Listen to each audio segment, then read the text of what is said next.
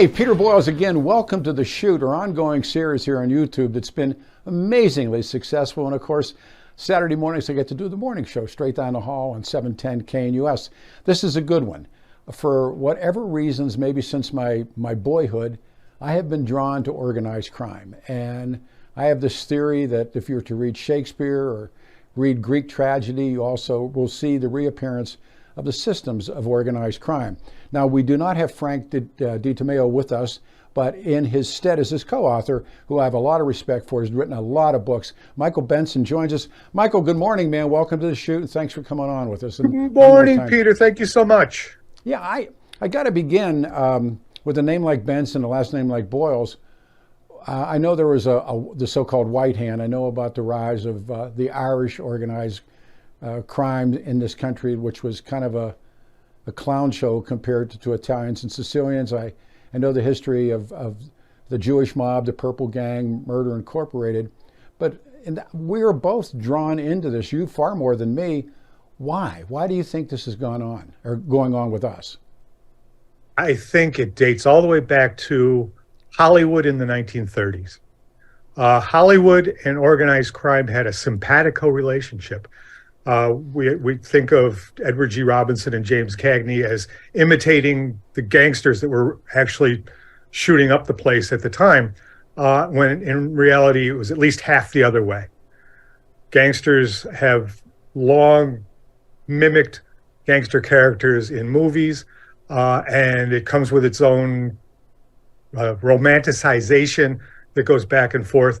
And just about the time when that was maybe wearing off, The Godfather came out and gave the organized crime a whole new template of style and glamour and brutality to emulate. Well, the brutality they already knew. Yeah, I mean, it really is. It's I grew up in Pittsburgh, and there was always the stories, and people talked about things, and I got to park cars, and we saw these guys, and they were as close to, I don't want to say Robin Hoods, but maybe just feared medieval princes. I don't know, but certainly, and I guess the better question now is, after everything and after RICOing and everything, has organized crime, the European style mobs, have they been diminished? Oh, absolutely. RICO is the mob killer. Once a person could be convicted of a crime that is committed by his organization, whether he could be tied to it or not, plausible deniability, which was what they lived on, just evaporated. Now, my official policy is to say, and I have an official policy, is that I know absolutely nothing about any living mobsters. And that's largely true, but certainly it's publicly true. Frank and I deal with historical mob stories, and that's why we're not rats, because we only talk about the dead. We're working on getting Sammy the Bull Gravano's daughter. I finished her book, and there seems to be this YouTube rub. There's these guys, and Sammy Gravano always plays out in it. I don't think on any stretch or any level DiMatteo is anything remotely connected to Sammy the Bull. But what do you do with all this dust up with these guys on YouTube? I'm sure you follow it. Yeah, I'm not sure what you're asking. I do know that one of them sort of stole my Gangsters versus Nazis story. I wrote a book about the Jewish gangsters of Murder Inc. who beat up German-American Bund members during Depression-era America, and sort of stifled the fascist movement in the United States right up until Pearl Harbor, when any kind of domestic attempt to be a Nazi became sedition. But and I actually don't follow YouTube that much. Oh, you don't? Okay. But I do know that Frank and Sammy Gravano, probably, if they've been in the same room, it was maybe only once, very separate worlds. Gravano was in the Gotti world, and Frank was, pretty much fully, Gallo brothers, and they had headquarters on President Street in a little corner of Brooklyn where nobody goes, um, and that world was very powerful, but it didn't mingle that much. For example, we just Frank was active at the time when Carmine Galante was busy making deals on Knickerbocker Avenue in Brooklyn. They were in the same room only twice, and I don't think they spoke to one another.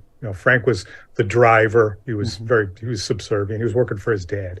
His father was one of the Gallo brothers' bodyguard, right? Yes. Yeah, he was originally a professional boxer. Yeah. He apparently knocked down Emil Griffith in a bar fight once.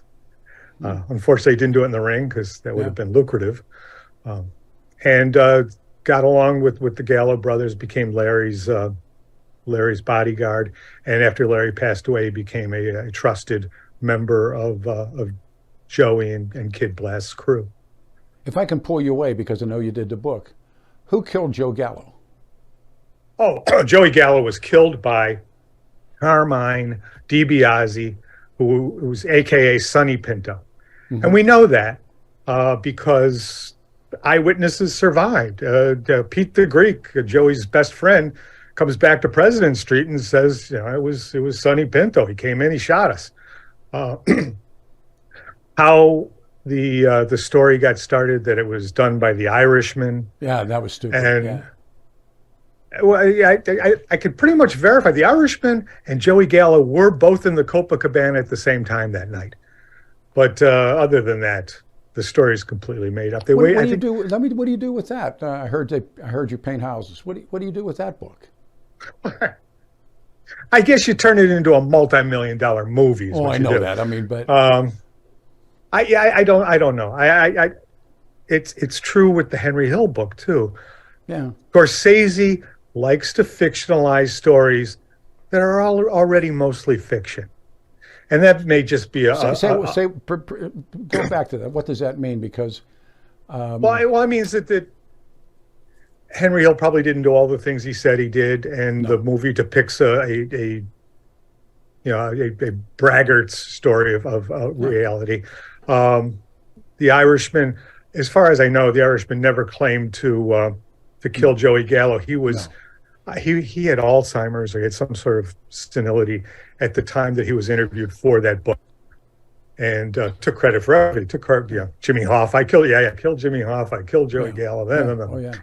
I called it. He was the Forrest Gump of organized crime. He was, that's right.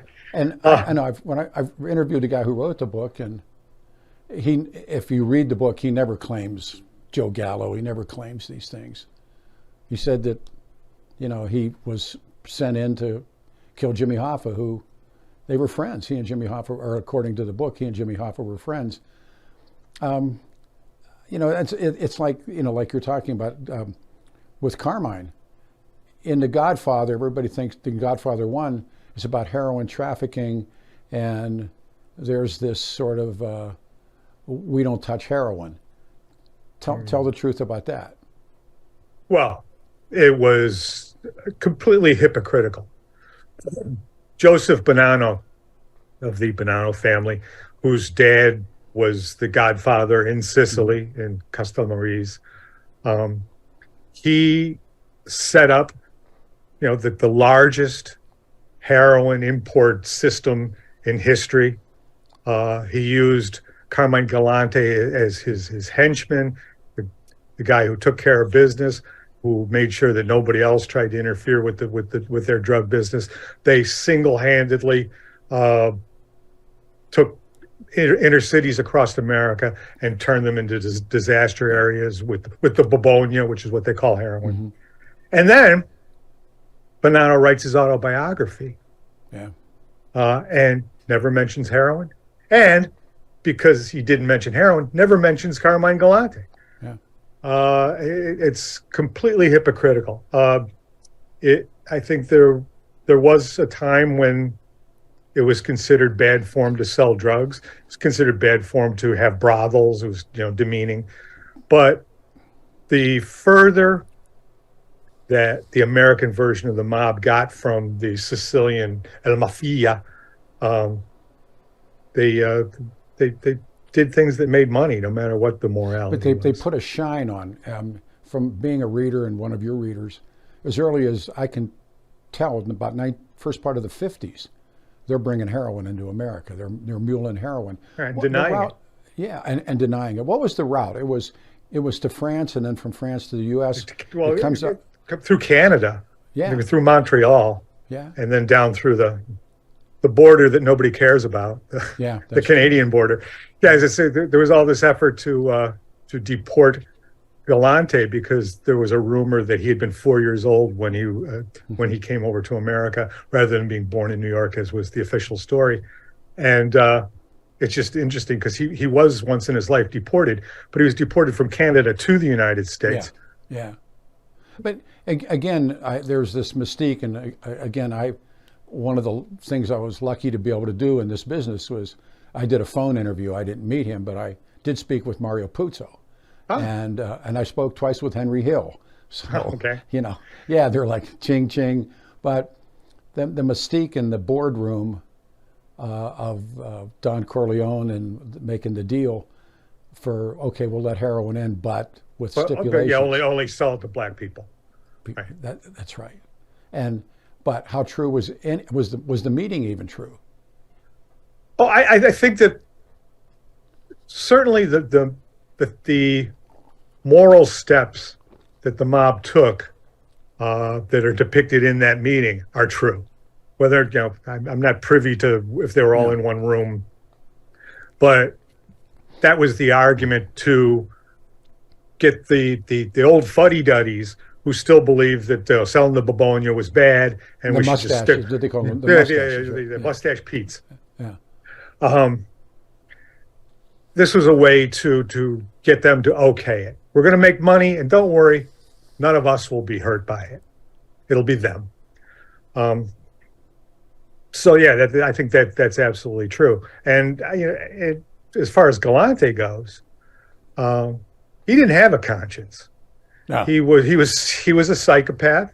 Yeah. He probably would have been a serial killer if he hadn't found a way to make a living at it.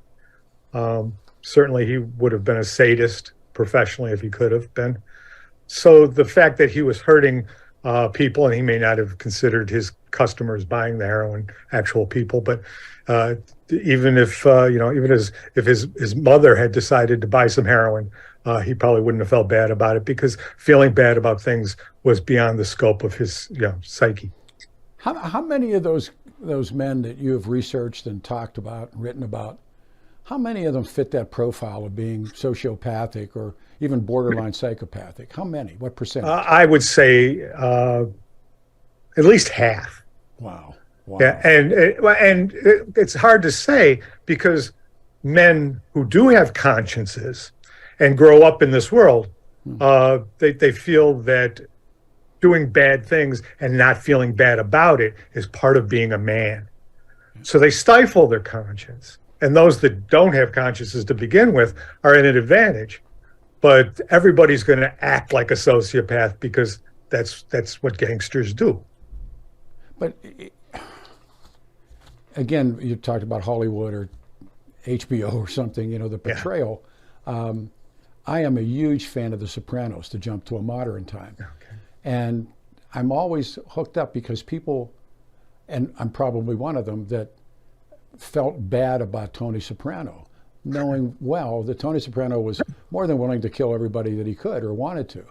And we're caught up in that, like a Taoist kind of a how do you look at these people? But well, and I think part of the reason for that is because they're not killing. I mean, I think mostly people think of them whacking each other, not necessarily heroin dealing, but all the violence towards civil wars and things like that within the mob. It's a lot more like wartime and these are soldiers in armies. So it's a mitigating factor morally. Yeah. Tony it's says not like that about a psycho killer who sneaks into somebody's house and kills little girls. Yeah, it's two hoods shooting at each other. Yeah, well, Tony says that. He said, "I'm a soldier." Right. And that's the reason why it's okay for us to root for them as long as they don't break those rules. If there was a scene where Tony Soprano raped and killed a woman, he would lose his heroic stance immediately. Yeah. But that's not going to happen on a TV show.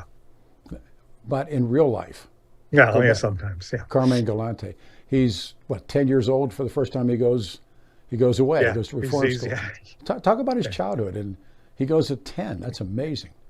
Well, his dad comes over from the Castellamare section of Sicily, and he probably is already under the Bonanno umbrella at that point. Doesn't know anybody in America, has no idea how the American government works, but he knows that his godfather's son is going to be in America and will take care of him. So by the time Carmine's born, he probably doesn't have a choice as to what he's going to do for a living. He's going to be a soldier for the Bonanno crime family. And he starts practicing when he's a kid. It's the old cliche is they start by extorting the lunch money from their classmates. Yeah. And that's pretty much what happens here. By the time Galante is an adult, he's already a major enforcer with his crime family and probably a killer. What do you do with one of my other favorites to read, Vito Genovese? Now, Galante's working for Vito. He's murdering people for Vito, right? Yes. Yeah, including a hit that comes from Mussolini. Yeah. I mean, anti-fascist newspaper. Yeah. Well, Vito Genovese is in Italy. He's back in Italy because he got chased out of the United States. And as a rule, mafia and Italian government did not get along because they were competing governments.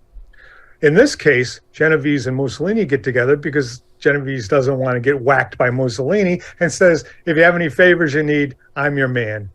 And he says, can you hit guys in the United States for me? He says, sure. He said, could somebody whack Carlo Tresca because that guy's a pain in my butt.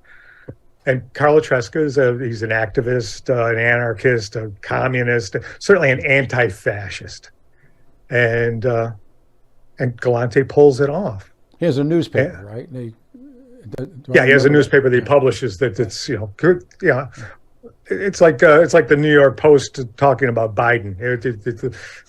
Tresca's newspaper just loves to trash Mussolini. Yeah. Not that I'm comparing the politics, but just the editorial policy. Yeah. And then much later, I think it's the beginning of the relationship between what becomes the CIA and organized crime. They start to use organized crime about landings in Sicily, operations in Italy. And I've had many, I've been in Italy and I've had many, people, sort of praise Mussolini and say that Mussolini did away with the mafia or diminished it. So that's a series of questions. What do you do with all of that? Well, I guess he also made the trains run on time. Yeah, that's right. I'm not sure that siding up with Hitler was necessarily. No, that's not what I'm saying. But they almost defend him in this, and I feel like you feel, but that he did eliminate or worked on organized crime, and then of course organized crime helps defeat Mussolini by helping the Allies. Correct? Absolutely. Lucky Luciano made arrangements so that an American soldier, all he had to do was mention Lucky Luciano's name, and the Italian civilians will give him a place to stay and tell him where the enemy's hiding. Yeah. They had inside information on where to land. Land at Anzio. That's because that's where the ships will dock easily. That's where the second invasion should be. That's all inside information coming from somebody who knew that landscape. Unfortunately, there was Mount Cassino ended up stopping the invasion, making D-Day a necessity. But we could. If it hadn't been for that mountain range, the mafia could have helped us win World War II. Absolutely. No, and then we're jumping ahead more into modern times, but Tommy DeSimone and Jimmy Burke, the two of the in Goodfellas. Now they also know Galante, correct? And do they carry out a murder for Galante? Yeah, I have no idea. Not, I'm not equipped to answer that question. Okay. But did he know Jimmy Burke and did he know Tommy DeSimone? Oh yeah, yeah. Well, he knew them. Yeah. What the factual basis for things that appear elsewhere, I can't confirm. Okay. What do you do with Henry Hill? Well, Henry Hill is the hero, in one of the greatest movies I've ever seen. And for this, we should all be grateful. He has made a tremendous contribution to American culture. But yeah, I think a lot of those stories he told were probably exaggerations. So do a lot of people. If you read, and as I was going to say before, I think Scorsese likes that. Yeah. I think he likes the fact that he doesn't have to worry about legal problems down the road by stepping on somebody's toes inadvertently if the story he's adapting is already fictional. Or else he likes stories that are already framed in a way that would make a great movie, which sometimes eliminates reality. Because reality doesn't work like a movie, and as I suffer over every day, like reality has boring parts that are sometimes necessary to connect the exciting parts. And how do you deal with that when you're telling a story? I mean, that's brilliant. I mean, that really is. Like I said, I had him on the phone, did a phone interview with him twice, and I couldn't figure out where he was. I couldn't find him, in the interview, and or talking to him, but he got away with it until the very end, and the same thing with, if I bounce back to Sammy Gravano, and John Gotti. Did Gotti, as a young guy, know Carmine when he was coming up in the organization? Yes. Yeah, they knew each other in prison. Yeah. And Galante offered Gotti a job, and Gotti says, "No, I already have a boss." And Galante says, "That's good. Be faithful. Stay faithful." And go ahead. Well, I was going to continue. I'm sorry. And they were very similar men. They could see why they would get along. One of the things that always impressed me about the old time Hoods is they took that Pledge of Omerta seriously. Yeah. I mean, Rico kind of broke that all down. All of a sudden, everybody turned rat because the 12-year prison sentences were turning into life sentences, and everybody wanted to deal. But you could have thrown Carmine Galante into a hole and tortured him for 20 years. He was never, ever going to rat out his brothers. It wasn't going to happen. Just kill me. Neither did John Gotti forever. No, that's right. That's right. And they took their medicine when the time came. And a lot of the guys who are book worthy are like that. Yeah. Because they're terrible, terrible men, but they're great gangsters. That's wonderful. When Appalachia or Appalachian happened, I think it's Appalachian.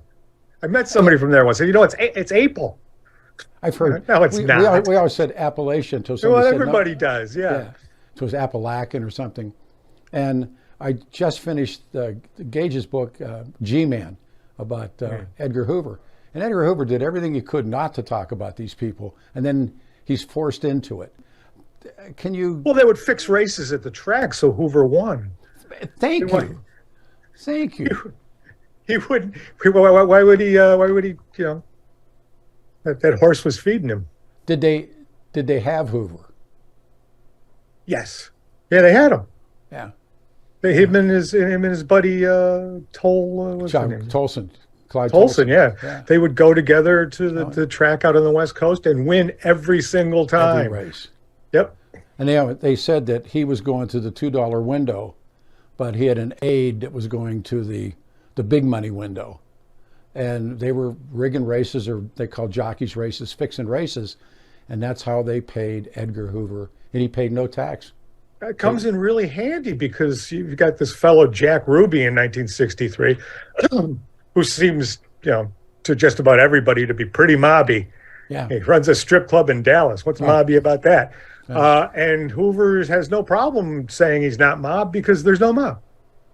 Were you involved in the book they came out with called Who's Who in the Kennedy Assassination? I wrote that book, sir. I thought that was you. I thought it was you. Damn it.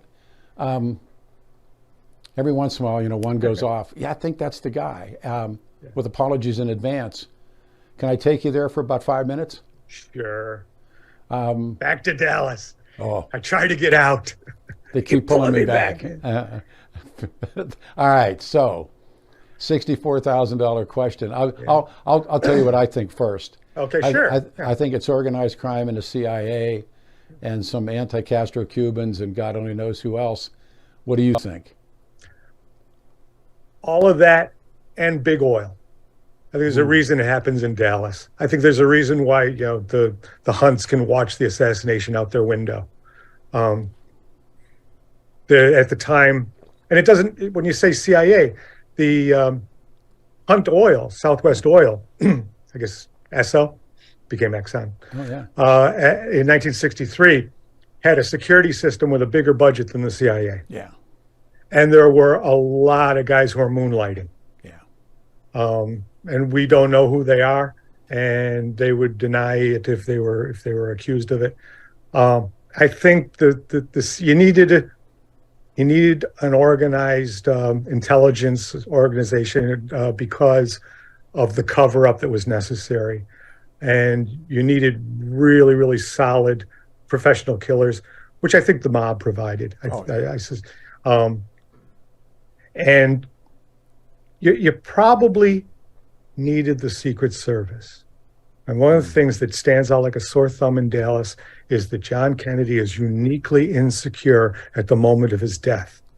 That all of those Secret Service agents who had been riding on the bumper of his car for all the trips to Mexico City and here and there in Dallas, they drop back. Yeah. Yeah. And the car goes out there alone, big target on it. And it's done by professionals. And the reason you can tell by it's done by professionals is the two politicians are riddled with bullet holes. Neither widow is scratched. Yeah. It's just not. It's not the cockeyed Marine with the rusty rifle. He's a dupe. I more and more believe that. And then there's been numbers of books now written about John Rosselli, certainly Sam Giancana. So now you have the select committee, and they both get murdered. What was in it for whom to get rid of Johnny Rosselli and get rid of Sam Giancana before they talked? Well, I think that a lot of mafia guys bragged about it. Yeah. I mean, Carlo Marcello did it. Yeah. I mean, there may have been reasons other than the assassination to off those two guys. I mean, Momo had enemies above and beyond any he might have made by killing Kennedy. But I think that was part of it. Even though we say CIA, mafia, it makes it sound like a huge conspiracy. No, it doesn't have to. It doesn't have to be. I agree. I suspect everybody who was in on it could fit in one room. Yeah. And it was cleverly designed so that the patsy took care of the cover-up for them. They found a guy who had connections with Russia.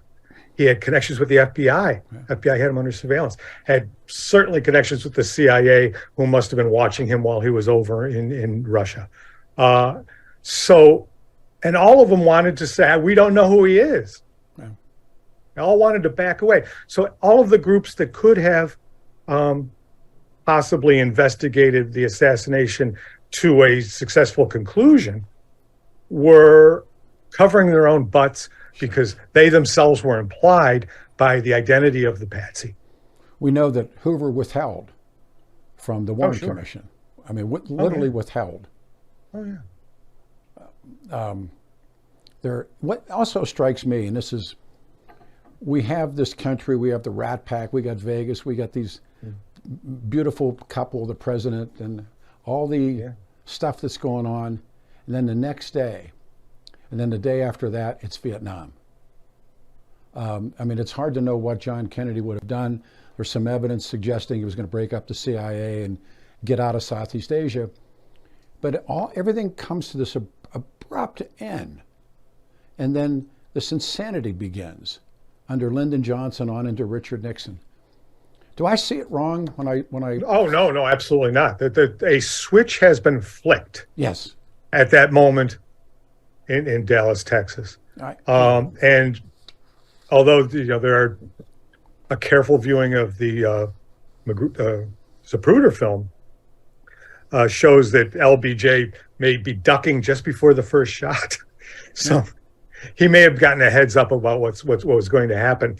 And the initial reaction to that knowledge is, well, he must have been the master cylinder behind it all. And of course, he's the one who gains the most because he becomes president.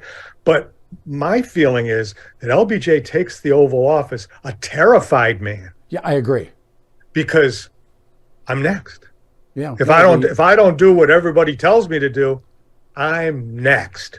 If it's true, the captain of Air Force One slapped him. They found him, he was huddled. And this guy was a full colonel, I believe, face slapped him and stood him up. And, you have to, he wanted to leave. They talk about wanting to leave Dallas. He really wanted to get out of there. That's a shift. Well, he wanted to leave before the the body was on board. That's right. That's right. And that leads to, so in the death of Carmine Galante is that famous picture, still got the cigar in his mouth. Talk about the end for him and why. Well, Galante was not an intellectual man, and he was addicted to power. He insisted that he would win at all competitions. In prison, if you beat him at handball, he would beat you up. People learned right away not to beat him at anything. He wanted to control everything. He wanted to be the boss of bosses. They had sent his hero, Joe Bonanno, to the Southwest to retire. And this guy, Rusty Rastelli, was being named the head of the Bonanno family by the commission. And what does the commission have to say about anything? Castellamara. So Galante was out to take over one of the five families without the commission's approval. And according to the rules set up by Meyer Lansky and Lucky Luciano years before, that's a death sentence. Yeah. And his cousin Moe, Angelo Presenzano, he gets a stomach ache and excuses himself from the table. They're in the patio behind Joe and Mary's restaurant on Knickerbocker Avenue in Bushwick, Brooklyn. Whether or not he had foreknowledge, I mean, it's starting to seem a little bit fishy that he decides that's when he's going to leave, but he doesn't come back, and the crew comes in right through the front door of the restaurant, zooms right through, kills the owner of the restaurant, kills a couple of guys at the table, does not kill Galante's bodyguards.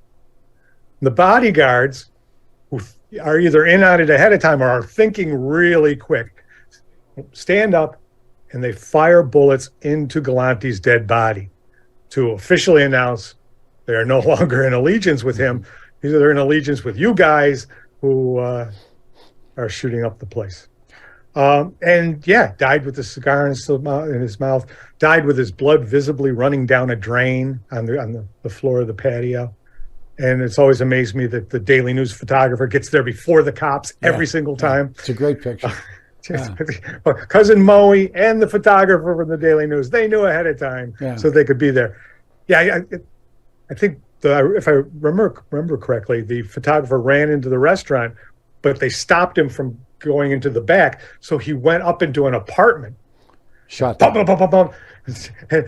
Excuse me, you got to take a picture. And then shot down into the patio where the horrible scene was. Who did it? And it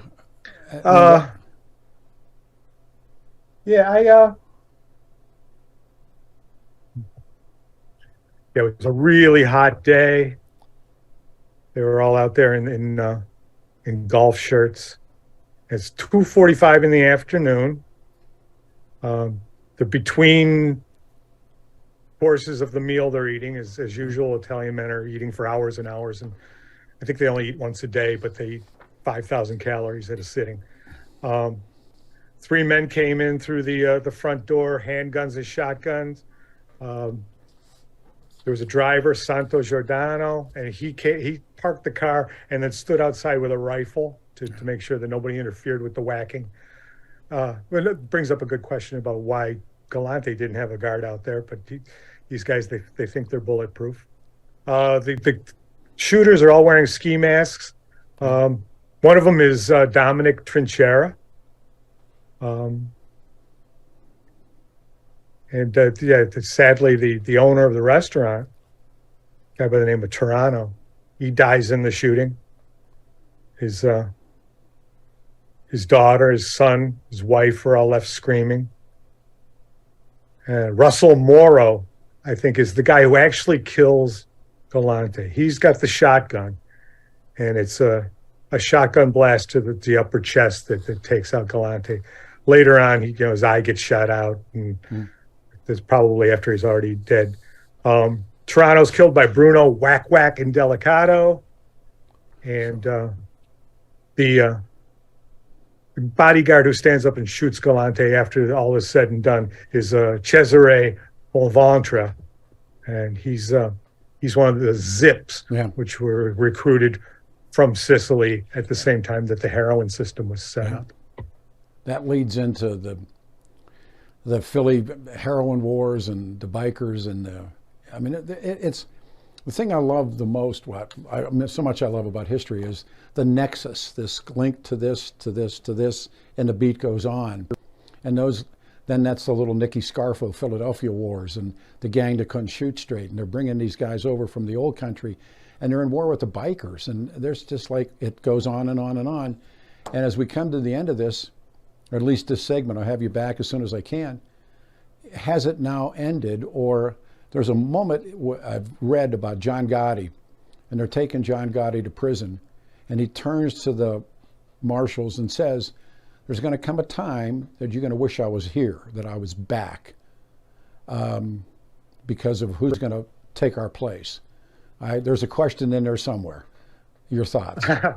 Well, up until the very end, John Gotti saw himself as a leader.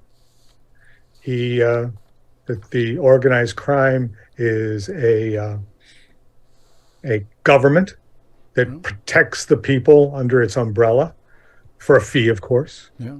And they give a level of order to what would otherwise be chaos, and that all of the moral questioning of what they do was hypocritical, because everything they do is also done by the U.S. government. Yeah. What hitting guys is the same as executing people. Yeah. Getting a skim is the same as taxing them. Yeah. It's just a different word. It's the same exact process. So he's not feeling like the villain. He doesn't feel like the villain.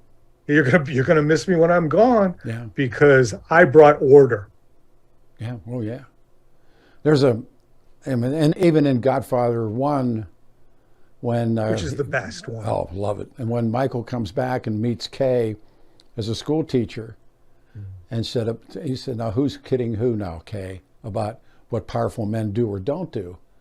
But there's another story that, again, I don't know if it's true or not. I've read it, that some guy mugged Vincent de Chin Gigante's mother, and he didn't know it was de Chin's mother, and might as well commit suicide at that point. Tried to turn himself into the cops, and they wouldn't take him. No. Now, whether it's true or not, but I love the story. Well, yeah. I think Gotti's son was on the bike, hit and run. Yeah. And they got him. Yeah. Oh.